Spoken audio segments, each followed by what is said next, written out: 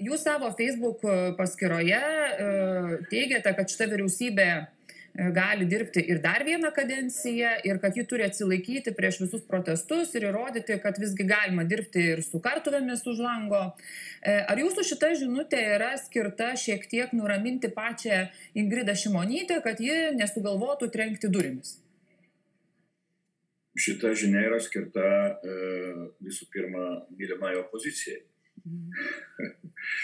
kuri bando teikti, kad štai vyriausybė čia toj turi kristi ir taip toliau. Tai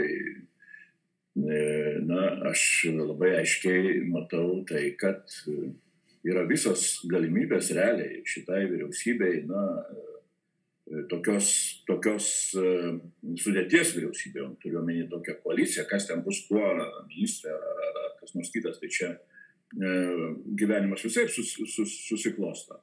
Bet pirmas dalykas, šita vyriausybė iš tikrųjų praeina didžiulius išbandymus štai tom keliom krizėm.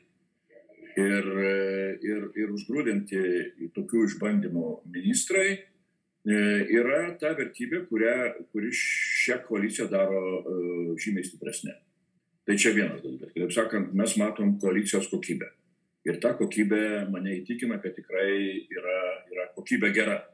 Aš jau nekalbu apie premjerės lyderystę, kuri, mano manimu, jeigu palyginti Lietuvos istorijos, taip sakant, visą 30-metį, visus premjerus, tai aš jai duočiau drąsiai pirmą vietą.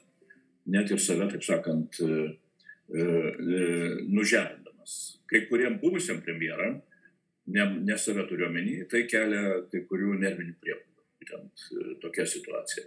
Dabar iš kitos pusės matau problemas tai, ką vadinam centro kairės opozicija, kuri yra byranti, kuri nerodo intelektinio potencialo. Ir todėl aš drąsiai sakau, kad žiūrėkit, ateina ir Lietuvoje toks metas, kai galim turėti ne tik tai vyriausybę, kuri pradirba visą kadenciją, bet jinai gali pelnyti ir žmonių pasitikėjimą antrai kadencijai. Tai Lietuvoje noriu priminti, kad ilgą laiką būdavo taip, kad vyriausybės net kadencijos neišdirbdavo. Man teko turbūt būti pirmajam 8-12 metų kadencijai per tą globalią finansų krizę, kai vyriausybė išdirbo per visą kadenciją, nes opozicija nors ir mums priekaištavo, bet nelabai norėjo periminėti valdžios vairą kadencijos vidury, nes suprato, kad lengva nebūtų. Tai po to sekė ir Algirdo Butkevičiaus vyriausybė, ir Sauliaus Skvernelio vyriausybė išbuvusi visą kadenciją. Bet Europoje matom pavyzdžių, kur vyriausybė sugeba išbūti ir 2 kadencijas.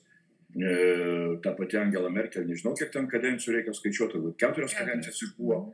Jo, tai aš manau, kad šitai vyriausybė yra visos galimybės išbūti ir 2 kadencijas. Ir ypač, kad Saulius Skvernelis dar šių metų pavasarį, man atrodo, kad ar ne Delfi laidoje taip pat yra įvardęs, kad centro kairė pusė yra tokioj blogoj būsenoj, kad būtent dėl centro kairės pusės krizės vidinės štai ta dešinioji koalicija gali išbūti valdžioje net kelias kadencijas iš eilės. Tai jis davė dar daugiau šitai koalicijai galimybių tęsti savo veiklą, negu kad kai aš sakau, kad 2 kadencijos būtų gerai.